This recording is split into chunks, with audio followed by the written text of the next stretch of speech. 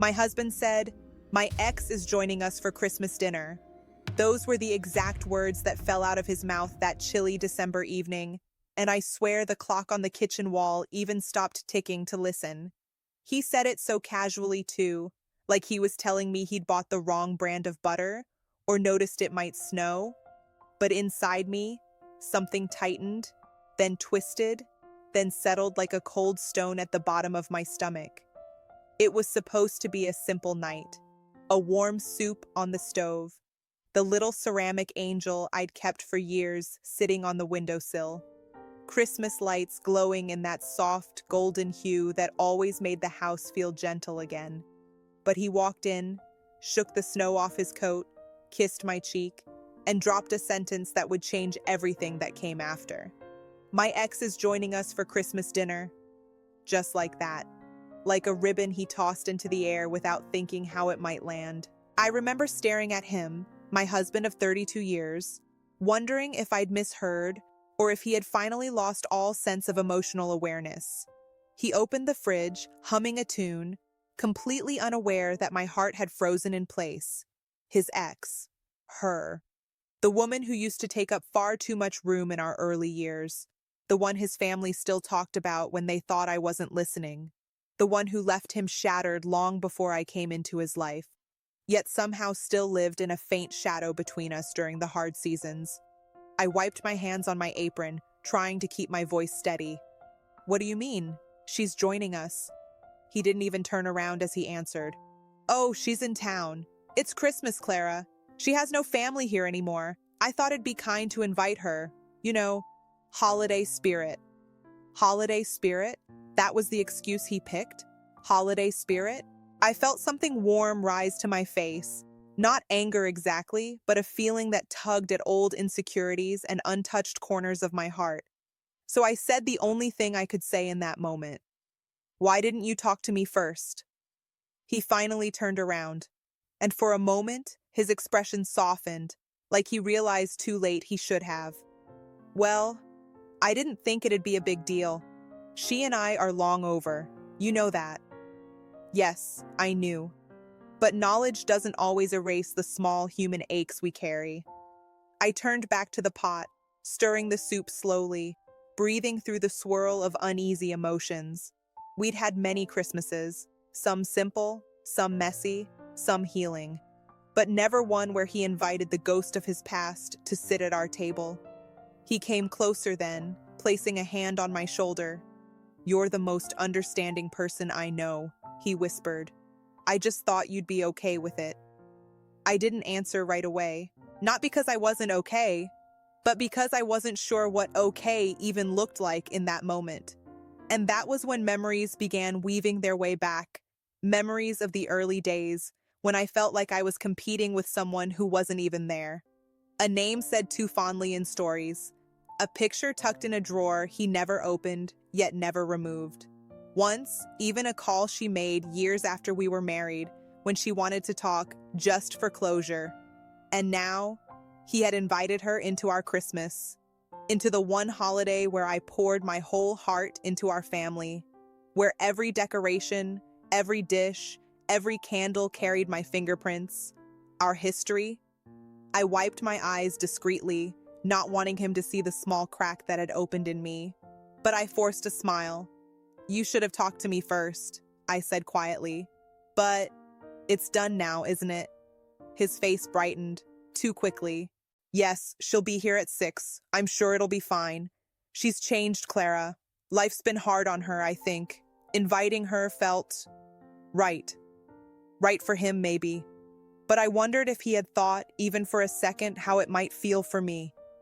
I looked around the kitchen, our kitchen, the red napkins I'd folded neatly, the poinsettia centerpieces I'd placed on the table, the old wooden spoons that had stirred meals through every season of our marriage. This home carried our entire shared life. And now, into this space, he had invited a chapter he'd closed years ago, or so he said. I took a slow breath. "All right," I said softly. "If she's coming, then she's coming. We'll make room." But inside, a quiet little voice whispered, "Is there still room for me?" He left to shower, humming again, and the house, once warm, suddenly felt full of invisible drafts. While he was upstairs, I pulled out the old recipe book my mother gave me when I got married. I flipped through the pages with trembling fingers, stopping at the cranberry glazed chicken, the dish my husband always claimed was his favorite. I wondered if she used to make it. I wondered if I was about to serve something she had a memory attached to. That was the strange ache creeping into my heart. Not jealousy, no, not even fear of losing him, but the fear of being compared. The fear of having my quiet, steady love measured against someone who had once been a grand chapter in his life. As I cooked, I talked quietly to myself, something I only do when my emotions start slipping through the cracks.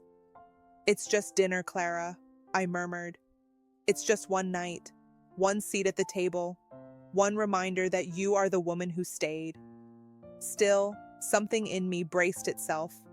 When he finally came back to the kitchen, he wrapped his arms around my waist.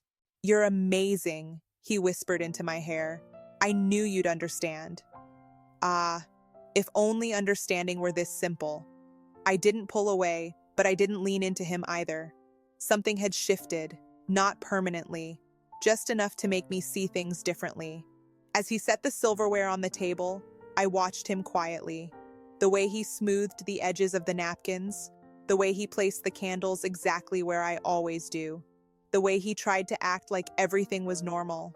And then, he looked at me, really looked, as if he suddenly saw the faint sadness behind my calm expression. "Clara," he said gently, "are you upset?" I placed the spoon down. "I'm a person, David, not a saint. Of course I feel things." He nodded slowly. "I didn't mean to hurt you. I just thought kindness was the right thing. It's Christmas after all." Christmas, the holiday that holds both miracles and gentle heartbreaks. The holiday where families face truths they've tucked away all year. Before I could respond, the doorbell rang. It was too early for her, almost an hour early. But somehow, the timing felt symbolic. Like the universe was saying, "Ready or not, Clara, something is about to happen." David's eyes widened slightly. "That must be her," he whispered, excitement and a bit of nerves flashing through his expression. He didn't even look back as he hurried to the door. And as I watched him walk away, a pulse of something deep and unnameable moved through me. Not fear, not anger, just a quiet knowing that tonight would reveal things neither of us were prepared for. I wiped my hands, straightened my apron, and steadied my breath. Because whatever walked through that door, whatever past, whatever truth, whatever long-buried emotion, I realized I wasn't just about to face his former life. I was about to face a part of my own heart I'd avoided for years. And that was the moment the story truly began. When the doorbell rang that evening, an hour earlier than expected, it felt as though the entire house inhaled and held its breath. Even the lights on the tree seemed to flicker in a nervous rhythm. I stayed in the kitchen, my hands resting on the counter, steadying myself, because I knew that whatever waited behind that front door, it was no longer just his past. Tonight, it was walking into my home. I heard David's footsteps hurry down the hallway, full of a strange combination of excitement and worry. He didn't even pause before opening the door. I listened, not because I wanted to, but because I couldn't help it. The emotions inside me were swirling, old insecurities whispering alongside new ones. And then I heard her voice. It was softer than I expected. Gentle, a little tired around the edges. A voice not of a woman arriving to stir old feelings, but one who sounded like time had been harder on her than it had on us. "David, thank you for inviting me." Her words were polite, warm even, but polite warmth can still sting when you don't know what to do with it. I stepped out of the kitchen just as David helped her shake the snow off her coat. She stood there, my husband's ex, holding a small gift bag, wearing a long beige coat, her hair pulled into a neat twist. There were small lines at the edge of her eyes, life's etchings, you might say. Our eyes met. "Clara, she said with a surprisingly sincere smile. I hope you don't mind me being here. It's been a long time. I forced a soft smile of my own. It has. Welcome. Because no matter what I felt, I wouldn't let my home lose its grace. She stepped inside slowly, looking around at the decorations, the warm glow of the fireplace, the soft red ribbons I'd carefully tied around the banister. It's beautiful, she whispered. It's beautiful, she whispered. I remember how much you always loved Christmas, David. This feels like the holiday movies. I watched David chuckle politely, but I noticed something else, something subtle. A flicker of discomfort. A realization, perhaps, that inviting her wasn't as simple as he'd thought. She removed her gloves shyly, scanning the room. I brought something for the table, she added, handing me the small bag. When I opened it, I found homemade cookies. But they weren't just any cookies. They were the same almond crescent cookies I had spent years baking from a recipe my mother taught me. Cookies I'd always thought were our special tradition. She must have noticed the surprise on my face. Oh, I didn't mean to overstep. I used to make them years ago. I thought it might bring back good memories. And that was the moment I realized this dinner wasn't going to be simple. Not emotionally, not quietly, not even if all three of us decided to pretend everything was fine. I took a slow breath and placed the bag on the counter. Thank you, I said. We'll find a place for them. David watched me carefully, too carefully, his expression worried, like he was waiting to see if I'd break. But I didn't. Not yet.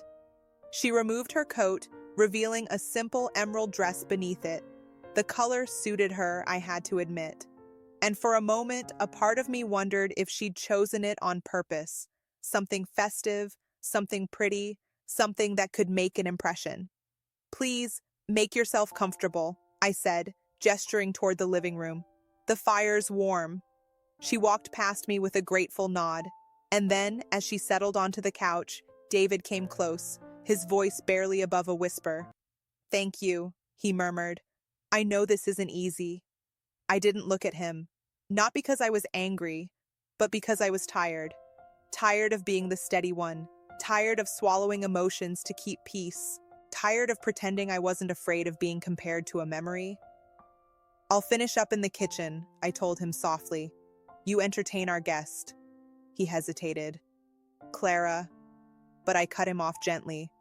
Go on, David. I'll be there in a moment. And so he did. As I returned to the kitchen, the sounds from the living room reached me. Careful, polite conversation, filled with laughter that wasn't quite natural. Not flirtatious, just familiar. Two people who once shared something. I focused on finishing the cranberry glazed chicken, my mind spinning like a reel of old film. I remembered the early days of our marriage, how sometimes he'd grow quiet when her name came up. How he'd once found an old birthday card from her in a drawer and paused for a moment too long. How he told me she was just someone from before, but the softness in his voice never quite matched the words. Years passed. Life softened the sharp edges of jealousy, but nothing ever truly disappears, especially when love once lived there, even if imperfectly. I reached for the tablecloth and laid it over the dining table, smoothing out every wrinkle. This was my home, my marriage, my traditions, and tonight I would hold all of it with quiet dignity. I brought the dishes to the table one by one, and as I placed the final platter down, I felt a presence behind me. It was her. She stood at the doorway, looking unsure, hands clasped nervously. "Can I help?" she asked. I paused. She wasn't acting superior. She wasn't marking territory. She wasn't trying to reclaim something. If anything, she looked almost fragile. "Sure," I said gently. "You can bring the bread rolls." She moved carefully, almost reverently, as if afraid to disturb anything. And as she placed the basket on the table, she glanced at me with a small, almost sorrowful smile. "This house feels like love," she whispered. You built something beautiful here." Her words caught me off guard. I didn't know what to say, so I simply nodded. She continued, her voice quiet but steady. David looks happy, truly happy. I'm glad for both of you. And just like that, a little bit of the tightness in my chest loosened. People change. Life changes them. Time softens them. Maybe she wasn't here to stir anything old. Maybe she wasn't here with hidden intentions. Maybe she was just someone who had lost more than she gained in life and needed warmth on Christmas. Still, emotions are tender things, easily bruised. I was learning that all over again tonight. When we all sat down at the table, candles flickering softly, the house felt different. Not tense, not uncomfortable, just full of unsaid things, some heavy, some light, some old, some freshly blooming. She complimented every dish with the kind of gentle sincerity that left no room for suspicion. David watched us both carefully, as if afraid one wrong word would break the fragile peace. But as the dinner went on, I began noticing something in her eyes, something like regret, or longing, or maybe the tired ache of someone who's been alone too long. She asked about our children, our grandchildren, our traditions, our careers, our life, and every time she listened, truly listened, as if she were imagining what her own life might have been if things had gone differently. At one point, she picked up one of the ceramic angels I'd placed on the table. "It's lovely," she said softly. "I used to collect angels. I don't anymore. Life got complicated." David's expression softened. "I remember," he said. I noticed he didn't say it with fondness. He said it with compassion, with distance, with someone who had healed and moved on and could look back without pulling the past into the present. That mattered, more than I realized. As dessert approached, she looked at me, really looked, and said something I'll never forget. "I'm grateful you let me sit at your table tonight, Clara. I know it wasn't easy." There it was, the acknowledgement, the truth, the quiet respect. "It's Christmas," I said gently. "Everyone deserves a warm place to sit." She smiled, a small, humble smile. But then, something shifted, not in the room, but within me. Because for the first time that evening, I no longer felt like I was competing with a memory. I felt like I was witnessing the end of one story, and perhaps the beginning of another. A story of understanding, a story of letting go, a story of choosing grace over insecurity. But just as I began to settle into that feeling, just as the dinner reached its gentlest peak, she reached into her purse. And what she pulled out changed the direction of the evening again. A small envelope, old, worn, edges frayed. She placed it beside her plate. Her hands were trembling slightly. "I wasn't planning to do this," she whispered. "But I think tonight might be the right time." David stared at the envelope, his face paling. "Is that?" She nodded. And that was when I realized this Christmas dinner wasn't only about kindness. It was about truth. And the truth was finally coming to the table. I didn't sleep much that night. Christmas lights blinked softly in the hallway, throwing warm colors across my bedroom walls. But nothing about the night felt warm to me. I kept replaying everything in my mind. Laura's unexpected smile, my husband's restless hands, the way their eyes met like two people who shared too many pages of an old chapter. But it wasn't jealousy keeping me awake. It was something else. A heaviness. A shift in the air I couldn't quite name. A shift in the air I couldn't quite name. By morning, I had convinced myself I needed to stop thinking about it. After all, I had invited this woman into my home, into my life, and into my Christmas. But somehow, the closer Christmas morning came, the more unsettled I felt.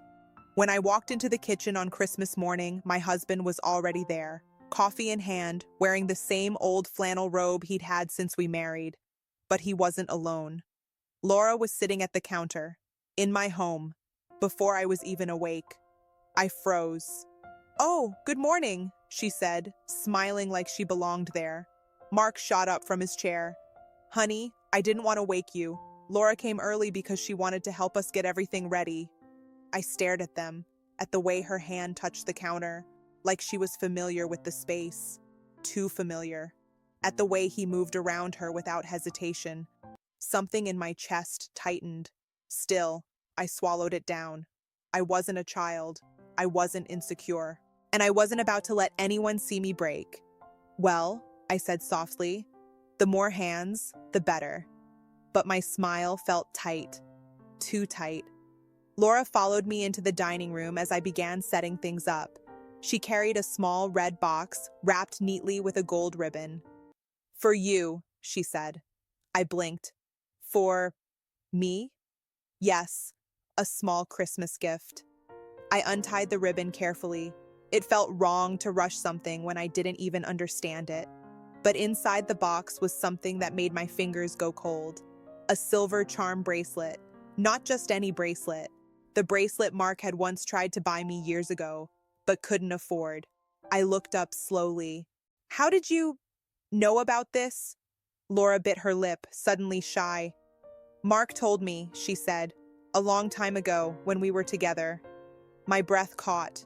She wasn't being cruel. She wasn't being smug. She genuinely seemed to think this was sweet. But her words cut sharper than she knew, because while I appreciated the gesture, something else became painfully clear. They had shared pieces of him I never knew, pieces he had never told me. And it hurt. My husband stepped into the room, catching sight of the bracelet in my hand. His face changed, shock, then something like embarrassment. "You got her that?" he asked Laura. Her cheeks flushed. "It was your idea years ago.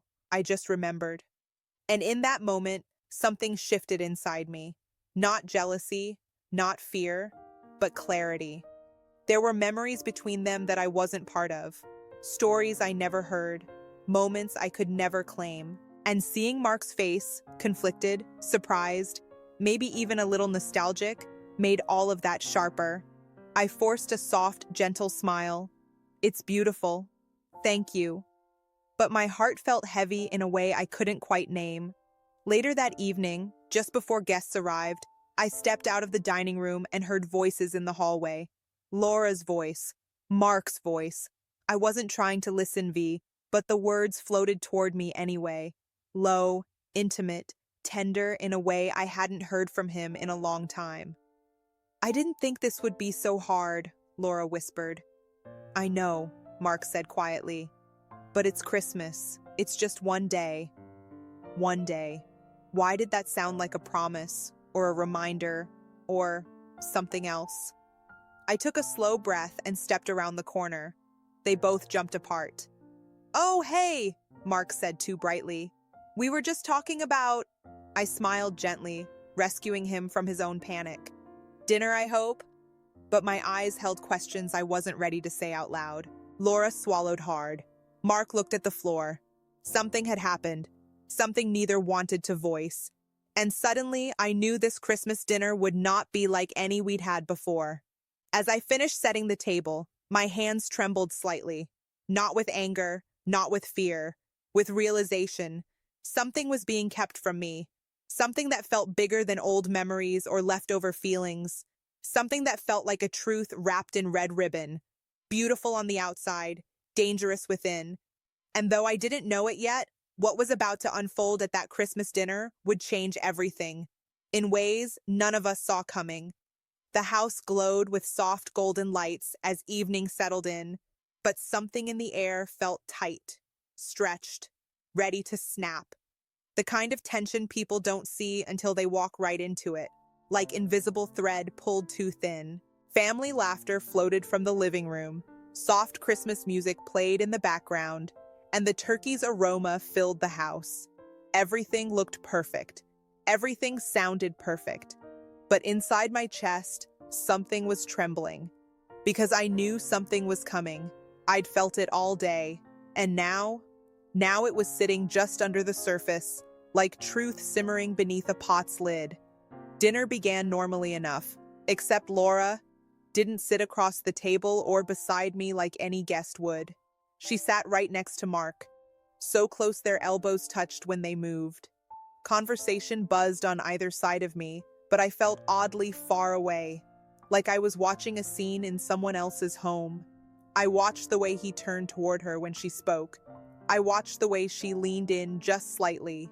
I watched, and a part of me kept thinking, is this what I've been blind to? Is this what I didn't want to see? But I stayed quiet, graceful, composed, because I wasn't here to compete with anyone, not even with a woman my husband once loved. Halfway through dinner, my sister nudged me gently. "A toast?" she suggested with a smile. I stood, holding my glass. My voice felt soft, steady. "I'm grateful," I began, "for family, for the love we share, and for this home that has seen us through so many Christmases." People smiled, nodded, touched their glasses together. Then Laura suddenly stood up too. "To old connections," she said with a bold smile, "and unfinished stories." My spine stiffened. Unfinished stories. Mark froze, his fork halfway to his mouth. I felt the room shift. Even the clinking and chatter quieted. "Laura," Mark whispered sharply, but she just smiled innocently and sat back down. My heart didn't break. No, it steadied, because truth was starting to rise to the surface, and I was finally ready to see it. Dinner carried on, though the conversation grew awkward and fractured. Laura drank her wine a little too quickly, her cheeks flushing pink. At one point, she dropped her napkin. Mark bent down to pick it up. Their heads touched, just for a moment. But my sister saw it. My niece saw it. Everyone saw it. The table went silent. My husband straightened, face red, eyes wide. Laura giggled softly. Then she said quietly, but loud enough for all of us, "It's just like the old days, isn't it, Mark?" My breath caught. He closed his eyes, and suddenly, everything I feared began to take shape. Mark cleared his throat. "I think we all need to remember," he said stiffly, "that this is a family dinner, not—" But Laura interrupted. "Not what?" she asked, leaning toward him. "Not a reminder of everything we had?" The room went dead silent. I placed my fork down, calm, soft, but unshakably clear. "What exactly did you have, Laura?" I asked quietly. Her eyes flicked to me, and for the first time, she looked cornered.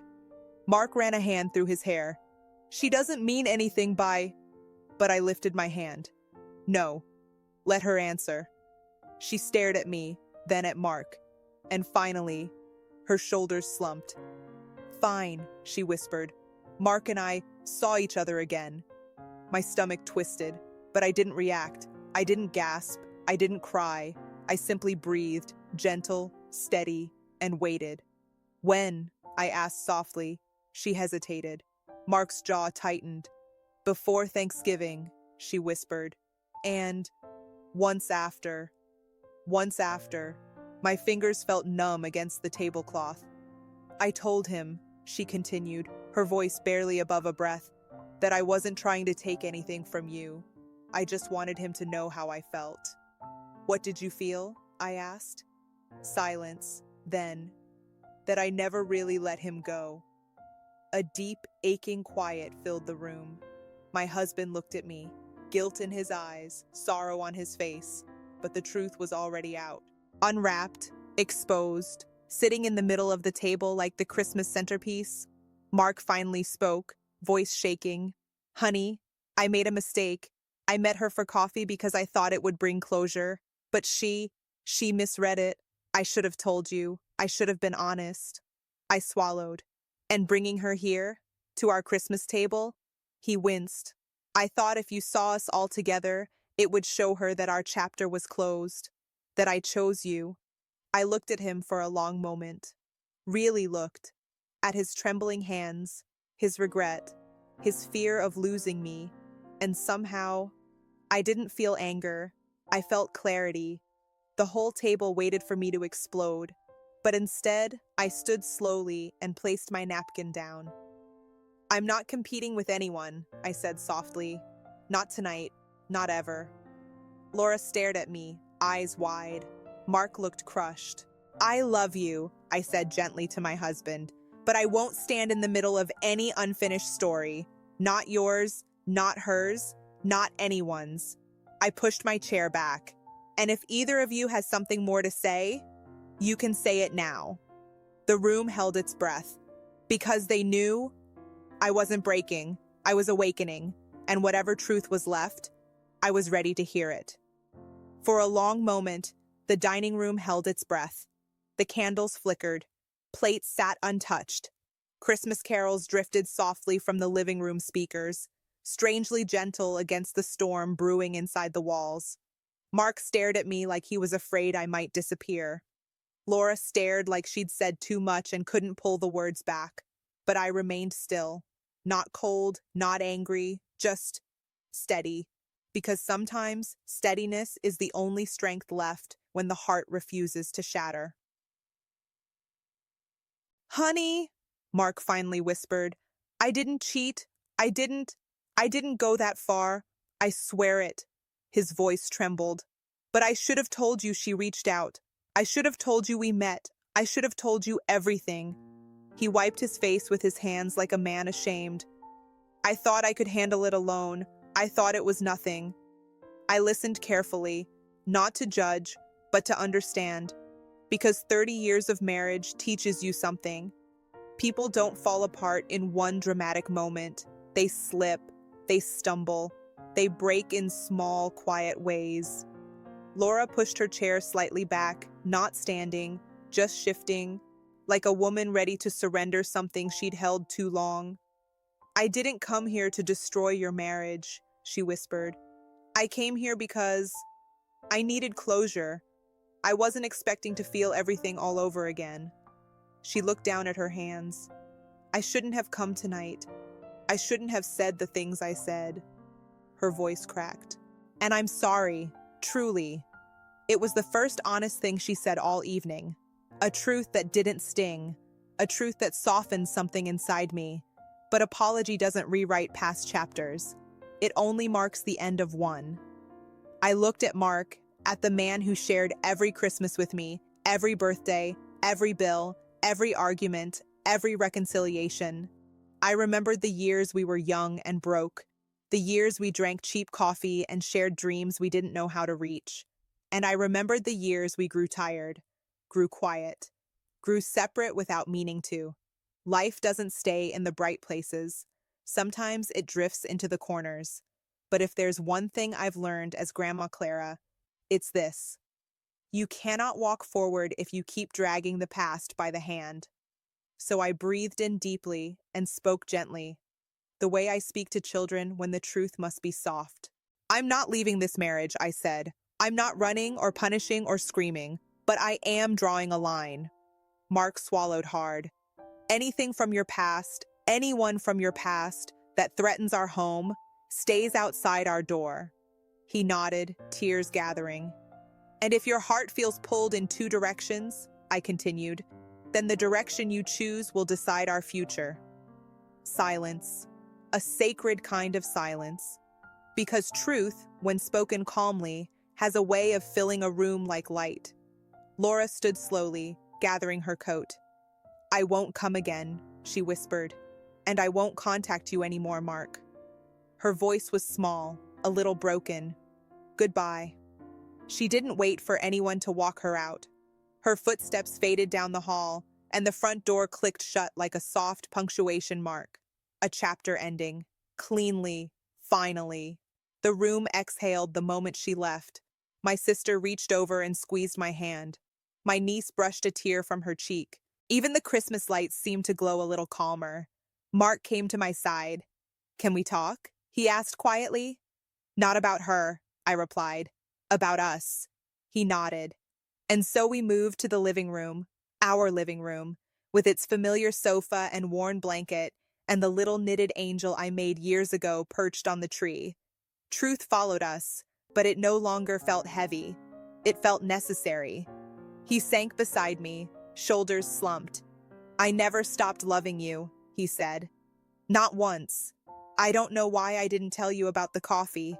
Maybe I didn't want to seem weak.